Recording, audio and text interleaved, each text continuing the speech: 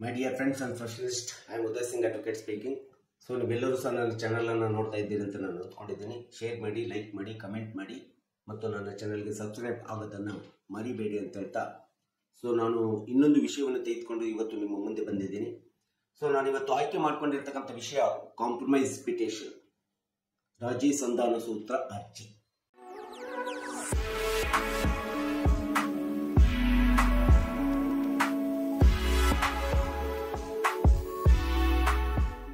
CPC 1998 order 23 rule 3 ಅನ್ನು ನಾವು ನೋಡ್ತಾ ಹೋದಾಗ ರಾಜಿ ಸಂಧಾನ ಅಥವಾ ಕಾಂಪ್ರಮೈಸ್ ಎಂಬತಕ್ಕಂಥದ್ದು ಅತಿ ಪ್ರಮುಖವಾದಂತಹ ಪಾತ್ರ ನಿರ್ವಹಣೆಯನ್ನು ಸಿವಿಲ್ ವ್ಯಾಜ್ಯಗಳಲ್ಲಿ, ಸಿವಿಲ್ ದಾವೆಗಳಲ್ಲಿ ನಿರ್ವಹಿಸತಕ್ಕಂಥದ್ದನ್ನು ನಾವು ನೋಡ್ತಾ ಇದ್ದೇವೆ. ಯಾವುದೇ ಸಿವಿಲ್ ದಾವೆಯನ್ನ ನಾವು ನ್ಯಾಯಾಲಯದೊಳಗಡೆ ಹೂಡಿದಾಗ ರಾಜಿ ಸಂಧಾನ ಸೂತ್ರ ಎಂಬತಕ್ಕಂಥದ್ದು ಅಥವಾ ಕಾಂಪ್ರಮೈಸ್ ಪಿಟಿಷನ್ ಎಂಬತಕ್ಕಂಥದ್ದು ಒಂದು ಅತಿ ಪ್ರಮುಖವಾದಂತಹ ಕಾನೂನುಬದ್ಧವಾದಂತಹ ಪ್ರಕ್ರಿಯೆ. ಇದೆಲ್ಲದೂ ಸಹ ನಮಗೆ ಗೊತ್ತಿದೆ. ಒಂದು ಸಿವಿಲ್ ದಾವೆ ಒಳಗಡೆ ಅಥವಾ ವಿಭಾಗ ದಾವೆ ಒಳಗಡೆ ವಾದಿ ಮತ್ತು ಪ್ರತಿವಾದಿಗಳು ತಮ್ಮದೇ ಆದಂತಹ ಸಹಮತವನ್ನು ವ್ಯಕ್ತಪಡಿಸಿ ಅಥವಾ ಅಗ್ರಿಮೆಂಟ್ ಒಡಂಬಡಿಕೆಯನ್ನ ಮಾಡಿಕೊಂಡು ತಾವು ನ್ಯಾಯಾಲಯದಲ್ಲಿ ಹೂಡಿದಂತಹ ದಾವೆಯನ್ನ ಅಥವಾ ವ್ಯಾಜ್ಯವನ್ನ ಹೊಂದಾಣಿಕೆ ಮೂಲಕ ಅಥವಾ ಸಹಮತದ ಮೂಲಕ ಬಗೆಹರಿಸಿಕೊಳ್ಳತಕ್ಕಂಥದ್ದನ್ನ ನಾವು ಸಹಜವಾಗಿ ಕಾಂಪ್ರಮೈಸ್ ಪಿಟಿಷನ್, ರಾಜಿ ಸಂಧಾನ ಅರ್ಜಿ ಅಂತೇಳಿ ನಾವು ಕರೀತಾ ಇದ್ದೀವಿ. ಈ ರೀತಿಯಾದಂತಹ ಒಮ್ಮೆ ನ್ಯಾಯಾಲಯದೊಳಗಡೆ ವಾದಿ ಮತ್ತು ಪ್ರತಿವಾದಿಗಳು ಸೇರಿಕೊಂಡು ತಮ್ಮದೇ ಆದಂತಹ ಕಾಂಪ್ರಮೈಸ್ ಪಿಟಿಷನ್ ಅನ್ನು ಹಾಕ್ಬಿಟ್ಟು ಈ ಒಂದು ರಾಜಿ ಸಂಧಾನದ ಮೂಲಕ ಏನು ನ್ಯಾಯಾಲಯದೊಳಗಡೆ ವ್ಯಾಜ್ಯವನ್ನ, ಸಿವಿಲ್ ದಾವೆಯನ್ನ ಬಗೆಹರಿಸಿಕೊಳ್ತೀವಿ, ಅದು ವಿಭಾಗ ದಾವೆ ಇರ್ಬೋದು, ಇನ್ಯಾವುದೇ ದಾವೆ ಇರ್ಬೋದು, ಬಗೆಹರಿಸಿಕೊಳ್ಳತಕ್ಕಂಥದ್ದು ಕಾನೂನುಬದ್ಧವಾದಂತ ಪರಿಹಾರ ಅಂತೇಳಿ ನಾವು ಹೇಳ್ಬೇಕಾಗುತ್ತೆ, ಸೂತ್ರ ಅಂತೇಳಿ ನಾವು ಹೇಳ್ಬೇಕಾಗುತ್ತೆ. ಈ ರೀತಿ ಬಗೆಹರಿಸಿಕೊಂಡಿರ್ತಕ್ಕಂಥ ದಾವೆಯನ್ನ ಮತ್ತೆ ಪುನಃ ನ್ಯಾಯಾಲಯದಲ್ಲಿ ಹೊಸದಾಗಿ ಹೂಡಲು ಬರುವುದಿಲ್ಲ. ಆದರೆ ಈ ಒಂದು ರಾಜಿ ಸಂಧಾನದ ಮೂಲಕ ಆದಂತ, ಕಾಂಪ್ರಮೈಸ್ ಮೂಲಕ ಆದಂತ ಡಿಗ್ರಿಯನ್ನ ಯಾವುದೇ ನ್ಯಾಯಾಲಯದಲ್ಲಿ ವಾದಿ ಆಗ್ಲಿ ಪ್ರತಿವಾದಿ ಆಗ್ಲಿ ಚಾಲೆಂಜ್ ಮಾಡಬಹುದು. ಅದು ಯಾವ ಸಂದರ್ಭದಲ್ಲಿ ಅಂದ್ರೆ, ರಾಜಿ ಸಂಧಾನ ಮಾಡುವಂತಹ ಸಂದರ್ಭದಲ್ಲಿ ವಕೀಲರಾಗ್ಲಿ ಅಥವಾ ಇನ್ಯಾವುದೇ ವಾದಿ ಅಥವಾ ಪ್ರತಿವಾದಿಗಳಲ್ಲಿ ವಾದಿ ಪ್ರತಿವಾದಿಗಳನ್ನ ಬಿಟ್ಟು ಮಾಡೋದು, ಪ್ರತಿವಾದಿಗಳು ವಾದಿಗಳಿಗೆ ಯಾವುದೋ ಒಬ್ಬ ವಾದಿಯನ್ನ ಹೊರಗಿಟ್ಟು ಅಥವಾ ಪ್ರತಿವಾದಿಯನ್ನು ಹೊರಗಿಟ್ಟು ರಾಜಿ ಸಂಧಾನವನ್ನು ಮಾಡಿಕೊಳ್ಳತಕ್ಕಂಥದ್ದು ಅಥವಾ ಅವರ ಸಹಮತ ಪಡೆಯದೆ, ಒಪ್ಪಿಗೆ ಪಡೆಯದೆ, ಅವರ ಗಮನಕ್ಕೆ ತರದೆ ಅವರನ್ನ ರಾಜಿ ಸಂಧಾನದ ಅರ್ಜಿಲಿಂದ, ಸೂತ್ರದಿಂದ ಹೊರಗಿಟ್ಟು ಒಂದು ವೇಳೆ ನ್ಯಾಯಾಲಯದಲ್ಲಿ ನೀವು ರಾಜಿ ಸಂಧಾನ ಮಾಡಿಸಿಕೊಂಡ್ರೆ, ಡಿಗ್ರಿಯನ್ನ ಮಾಡಿಸಿಕೊಂಡ್ರೆ, ಅಂತ ಒಂದು ಡಿಗ್ರಿಯನ್ನ ಮತ್ತೆ ಪುನಃ ನ್ಯಾಯಾಲಯದಲ್ಲಿ ಚಾಲೆಂಜ್ ಮಾಡತಕ್ಕಂತ ಒಂದು ಕಾನೂನುಬದ್ಧ ಅಧಿಕಾರವನ್ನ ಇವತ್ತು ನ್ಯಾಯಾಲಯದಲ್ಲಿ ಕೊಡಲಾಗಿದೆ. ನ್ಯಾಯದ ನಿಯಮ ಇದೆ. ಆದ್ರೆ ಇಂಥ ಒಂದು ಕಾಂಪ್ರಮೈಸ್ ಡಿಗ್ರಿಗಳನ್ನ ಒಂದು ವೇಳೆ ನ್ಯಾಯಾಲಯದಲ್ಲಿ ಚಾಲೆಂಜ್ ಮಾಡಬೇಕಾದರೆ ಅದಕ್ಕೆ ತನ್ನದೇ ಆದಂತ ಒಂದು ಕಾಲಾವಕಾಶವಿದೆ. ಡಿಗ್ರಿ ಆದಂತ, ಕಾಂಪ್ರಮೈಸ್ ಆದಂತ, ರಾಜಿ ಸಂಧಾನವಾದಂತ ದಿನಾಂಕದಿಂದ ಹಿಡಿದು 6 ವರ್ಷಗಳವರೆಗೆ ಕಾಲಾವಧಿ ಇರ್ತದೆ. 6 ವರ್ಷದ ಒಳಗಡೆ ನೀವು ಯಾವುದೇ ಕಾಂಪ್ರಮೈಸ್ ಡಿಗ್ರಿಯನ್ನು ಚಾಲೆಂಜ್ ಮಾಡಬೇಕಾಗುತ್ತೆ ನ್ಯಾಯಾಲಯದ ಮುಂದೆ. ಇಂಥ ಒಂದು ಕೆಲವೊಂದು ಸಂದರ್ಭದಲ್ಲಿ ನಾವು ರಾಜಿ ಸಂಧಾನಕ್ಕೆ ವಾದಿ ಮತ್ತು ಪ್ರತಿವಾದಿಗಳ ಇಬ್ಬರು ವಕೀಲರು ಸಹ ಒಪ್ಪಿಗೆ ಕೊಡಬೇಕಾಗುತ್ತೆ. ವಾದಿ ಮತ್ತು ಪ್ರತಿವಾದಿಗಳು ಒಪ್ಪಿಗೆಯನ್ನು ಕೊಟ್ಟು ಆ ಇಬ್ಬರು ವಕೀಲರಿಗೂ ಸಹ ತಮ್ಮ ಮಾಹಿತಿಯನ್ನು ಕೊಟ್ಟು ಒಂದು ಅರ್ಜಿಯನ್ನ ನ್ಯಾಯಾಲಯದಲ್ಲಿ ಹಾಕೋಬೇಕಾಗುತ್ತೆ. ವಾದಿ ಮತ್ತು ಪ್ರತಿವಾದಿಗಳ ಸಂಪೂರ್ಣವಾದಂತಹ ಸಹಮತದೊಂದಿಗೆ, ಒಪ್ಪಿಗೆಯೊಂದಿಗೆ ಹಾಕಿಕೊಂಡು ನ್ಯಾಯಾಧೀಶರ ಮುಂದೆ ಬಂದಾಗ ನ್ಯಾಯಾಧೀಶರ ಮುಂದಿಗೆ ನಾವು ಈ ಒಂದು ವ್ಯಾಜ್ಯದೊಳಗಡೆ, ದಾವೆ ಒಳಗಡೆ ನಾವೆಲ್ಲರೂ ಸಹ ಸಹಮತದಿಂದ ಒಪ್ಪಿಕೊಂಡು ಈ ದಾವೆಯನ್ನ ನಾವು ಪರಿಹರಿಸಿಕೊಳ್ಳಿಕ್ಕೆ ಒಪ್ಕೊಂಡಿದ್ದೀವಿ. ಇಷ್ಟಿಷ್ಟು ಆಸ್ತಿ ಹಂಚಿಕೆ ನಮ್ಮಗಳಲ್ಲಿ ನಾವು ಸಹಮತದಿಂದ ಕಾನೂನುಬದ್ಧವಾಗಿ ಒಪ್ಕೊಂಡಿದ್ದೀವಿ ಎಂಬತಕ್ಕಂಥ ಅರ್ಜಿಯನ್ನು ಹಾಕಿಕೊಂಡಾಗ ಪ್ರತಿಯೊಬ್ಬ ವಾದಿ ಮತ್ತು ಪ್ರತಿವಾದಿಗಳು ಎಷ್ಟು ಜನ ಇರ್ತಾರೆ ಎಲ್ಲರೂ ಸಹ ನ್ಯಾಯಾಲಯದ ಮುಂದೆ ಹಾಜರಾಗಬೇಕಾಗುತ್ತೆ. ಹಾಜರಾದಂತಹ ಸಂದರ್ಭದಲ್ಲಿ ಸಂಬಂಧಪಟ್ಟಂತ ನ್ಯಾಯಾಲಯದ ನ್ಯಾಯಾಧೀಶರ ಮುಂದೆ ವಾದಿ ಮತ್ತು ಪ್ರತಿವಾದಿಗಳೆಲ್ಲರೂ ಸಹ ನಾವು ಈ ರೀತಿಯಾದಂತ ಸಹಮತ, ಅಗ್ರಿಮೆಂಟ್ ಅಥವಾ ಒಪ್ಪಿಗೆಯನ್ನು ಮಾಡ್ಕೊಂಡ್ಬಿಟ್ಟು, ಒಡಂಬಡಿಕೆಯನ್ನ ಮಾಡಿಕೊಂಡು ನಮ್ಮ ವ್ಯಾಜ್ಯವನ್ನ ನಾವು ಪರಿಹರಿಸಿಕೊಂಡಿದ್ದೀವಿ, ನಮ್ಮ ವ್ಯಾಜ್ಯ ರಾಜಿ ಸಂಧಾನ ಅರ್ಜಿಯನ್ನ ಪುರಸ್ಕರಿಸಿ ಡಿಗ್ರಿಯನ್ನ ಮಾಡಿ ಅಂತೇಳಿ ಕೇಳಿಕೊಂಡಾಗ ಆಗ ನ್ಯಾಯಾಧೀಶರು ವಾದಿ ಮತ್ತು ಪ್ರತಿವಾದಿಗಳ ಒಪ್ಪಿಗೆಯ ಮೂಲಕ ಕಾಂಪ್ರಮೈಸ್ ಡಿಗ್ರಿಯನ್ನ ಆರ್ಡರ್ ಮಾಡಬೇಕಾಗುತ್ತೆ. ಒಂದು ವೇಳೆ ವಾದಿಗಳಲ್ಲಾಗ್ಲಿ ಅಥವಾ ಪ್ರತಿವಾದಿಗಳಲ್ಲಾಗ್ಲಿ ಯಾರಾದರೂ ಒಬ್ಬರು ಸಹಮತವನ್ನು ವ್ಯಕ್ತಪಡಿಸಲಿಲ್ಲ, ಒಪ್ಪಿಗೆಯನ್ನ, ಕನ್ಸೆಂಟ್ ಅನ್ನ ಕೊಟ್ಟಿಲ್ಲ ಅಂದ್ರೆ ಆ ಸಂದರ್ಭದಲ್ಲಿ ಈವನ್ ನ್ಯಾಯಾಲಯ ಅಥವಾ ನ್ಯಾಯಾಧೀಶರು ಸಹ ಈ ಒಂದು ರಾಜಿ ಸಂಧಾನ ಡಿಗ್ರಿಯನ್ನು ಮಾಡ್ಲಿಕ್ಕೆ ಬರೋದಿಲ್ಲ. ಇದನ್ನ ತಿರಸ್ಕರಿಸರೆ ವ್ಯಾಜ್ಯವನ್ನ, ದಾವೆಯನ್ನ ಮುಂದುವರಿಸಲಿಕ್ಕೆ ಮಾಹಿತಿಯನ್ನ ಆದೇಶವನ್ನು ಮಾಡತಕ್ಕಂಥದ್ದನ್ನ ನಾವಿಲ್ಲಿ ನೋಡ್ತಾ ಇದ್ದೀವಿ. ಸಿಆರ್ಪಿಸಿ 1908 ಆರ್ಡರ್ 23 ರೂಲ್ 3 ಪ್ರಕಾರ ವಾದಿ ಮತ್ತು ಪ್ರತಿವಾದಿಗಳು ಕನ್ಸೆಂಟ್ ಅನ್ನ ಕೊಟ್ಟಂತ ಸಂದರ್ಭದಲ್ಲಿ ಸಂಬಂಧಪಟ್ಟಂತ ನ್ಯಾಯಾಲಯ ಅಥವಾ ನ್ಯಾಯಾಧೀಶರುಗಳು ಈ ಒಂದು ಕಾಂಪ್ರಮೈಸ್ ಡಿಗ್ರಿ ಆರ್ಡರ್ ಅನ್ನ ಮಾಡುವಂತ ಒಂದು ಅಧಿಕಾರ ಪ್ರತಿಯೊಬ್ಬ ನ್ಯಾಯಾಧೀಶರಿಗೆ ಇರ್ತಕ್ಕಂಥದ್ದನ್ನ ನಾವಿಲ್ಲಿ ನೋಡ್ತೇವೆ. ಸೊ ಕೆಲವೊಂದು ಸಂದರ್ಭದಲ್ಲಿ ಯಾವುದೇ ಒಂದು ಸಿವಿಲ್ ವ್ಯಾಜ್ಯವನ್ನ ದಾವೆಯನ್ನ ವಾದಿ ನ್ಯಾಯಾಲಯದಲ್ಲಿ ಹೂಡಿಬಿಡ್ತಾನೆ, ಪ್ರತಿವಾದಿಗಳು ಸಹ ನ್ಯಾಯಾಲಯದಲ್ಲಿ ಬರ್ತಾರೆ. ಸೊ ವ್ಯಾಜ್ಯ ನಡೀತಾ ಹೋಗ್ತದೆ, ಸುಮಾರು ವರ್ಷಗಳ ಕಾಲ ನಡೀತಾ ಹೋಗ್ತದೆ.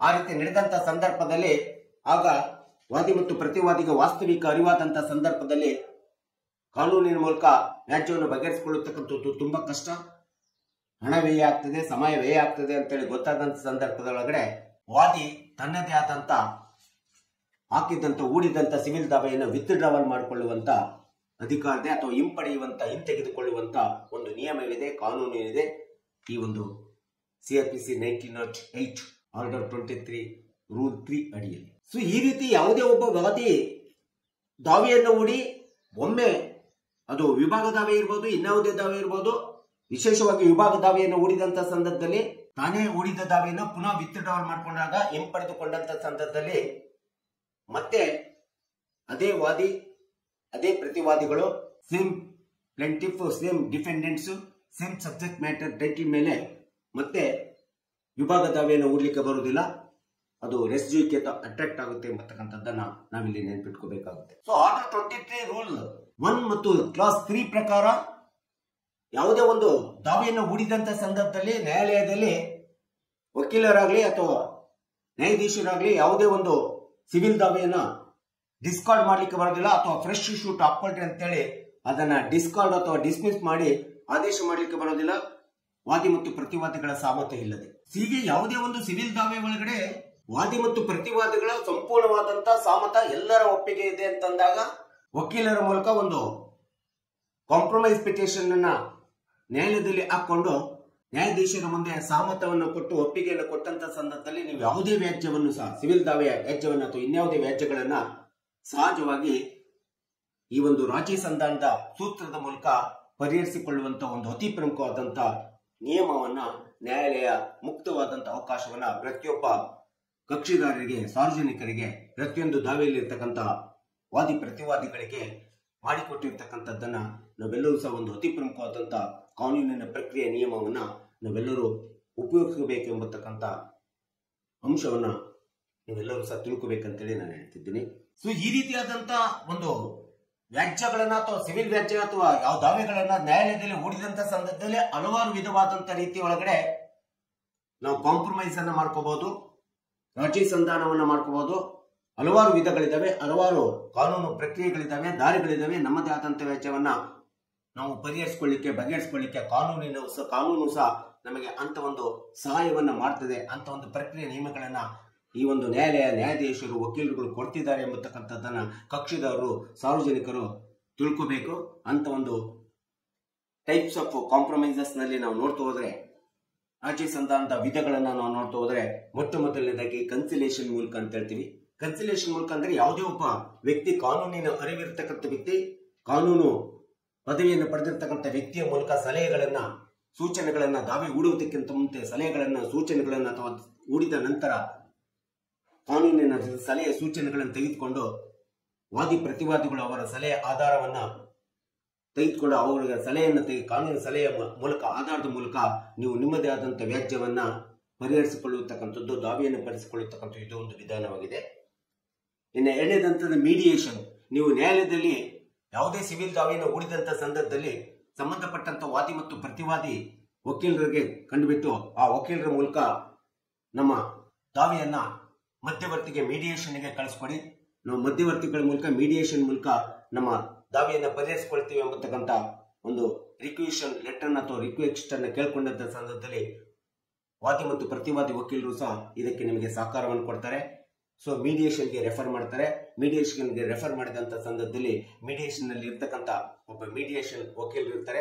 ಅವರ ಮೂಲಕನೂ ಸಹ ನಿಮ್ಮದೇ ಆದಂತ ಯಾವುದೇ ಸಿವಿಲ್ ವ್ಯಾಜ್ಯವನ್ನ ದಾವೆಯನ್ನ ಕಾಂಪ್ರಮೈಸ್ ಮಾಡಿಕೊಳ್ಳುವಂತ, ಬಗೆಹರಿಸಿಕೊಳ್ಳತಕ್ಕಂಥ ಒಂದು ಕಾನೂನುಬದ್ಧ ನಿಯಮ ಇವತ್ತು ನ್ಯಾಯಾಲಯ, ವಕೀಲರು ಮತ್ತು ನ್ಯಾಯಾಧೀಶರು ಮಾಡಿಕೊಟ್ಟಿರ್ತಕ್ಕಂಥದ್ದನ್ನ ಸಾರ್ವಜನಿಕರು ತಿಳ್ಕೋಬೇಕಾಗುತ್ತೆ.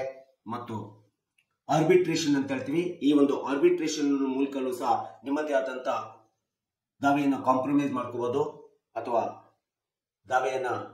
ದಾವೆಯ ಸಮಸ್ಯೆಯನ್ನು ಪರಿಹರಿಸಿಕೊಳ್ಳುವಂತ ಒಂದು ಸೂಕ್ತವಾದಂತ ಕಾನೂನು ಅನುಕೂಲ ಇದೆ. ಇನ್ನು ಕೊನೆಯದಾಗಿರ್ತಕ್ಕಂಥ ಅತಿ ಪ್ರಮುಖವಾದಂತ ಒಂದು ಅವಕಾಶವನ್ನ ಇಡೀ ಒಂದು ಕಕ್ಷಿದಾರರಿಗೆ, ಯಾವುದೇ ದಾವೆ ಆಗಲಿ ಕಕ್ಷಿದಾರರಿಗೆ ಮತ್ತು ವಾದಿ ಪ್ರತಿವಾದಿಗಳಿಗೆ ನ್ಯಾಯಾಲಯ ಮತ್ತು ನ್ಯಾಯಾಂಗ ವ್ಯವಸ್ಥೆ ಮತ್ತು ಈ ದೇಶದ ನ್ಯಾಯಾಂಗ ವ್ಯವಸ್ಥೆ, ಈ ರಾಜ್ಯದ ನ್ಯಾಯಾಂಗ ವ್ಯವಸ್ಥೆಗಳು ಅನುಕೂಲ ಮಾಡಿಕೊಟ್ಟಿರ್ತಕ್ಕಂಥ ಒಂದು ಅತಿ ಪ್ರಮುಖವಾದಂತ ರಾಜಿ ಸಂಧಾನದ ಸೂತ್ರ ಅಂತಂದ್ರೆ ಕಾಂಪ್ರಮೈಸ್ ಪಿಟಿಷನ್ ಸೂತ್ರ ಅಂದ್ರೆ ತುಂಬಾ ಪ್ರಮುಖವಾಗಿರ್ತಕ್ಕಂಥದ್ದು. ಅದನ್ನು ಲೋಕ ಅದಾಲತ್ ಅಂತ ಹೇಳ್ತೀವಿ. ಈ ಒಂದು ಲೋಕ ಅದಾಲತ್ ಕಾನೂನು ಪ್ರಾಧಿಕಾರದ ಸೇವೆಗಳಿದ್ದಾವೆ.